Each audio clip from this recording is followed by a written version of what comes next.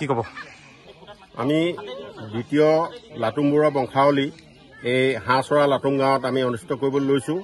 এইটো হৈছে আমাৰ লাটুম বৰুৱাৰ ঘাই ভেটি। ইয়াৰ পৰাই ধেমাজিলৈ আৰু নামটি মিছাজানলৈ আৰু তাৰ পৰৱৰ্তী সময়ত বিভিন্ন ঠাইলৈ আমাৰ লাটুম বৰুৱা বংশধৰসকল বিয়পি পৰিছে।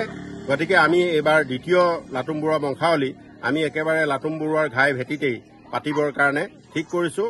আৰু আমাৰ এই ভেটিৰ কাষতেই লাটুম বৰুৱাই তেওঁৰ পিতৃ কাঠবৰুৱাৰ স্মৃতিত খন্দোৱা যি কাঠবৰুৱা পুখুৰী মানে ঐতিহ্যমণ্ডিত কাঠবৰুৱা পুখুৰীও আছে।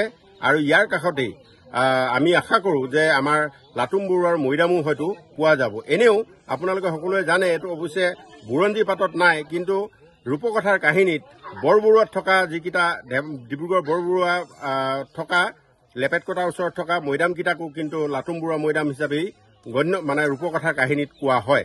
যদিও কিন্তু আমি আশা ৰাখিছোঁ যে আমাৰ এই অঞ্চলতে লাটুম বৰুৱাৰ মৈদামো হয়তো আছে। আমি পৰৱৰ্তী সময়ত এইবিলাক কথা ৰাইজক জনাবলৈ চেষ্টা কৰিম।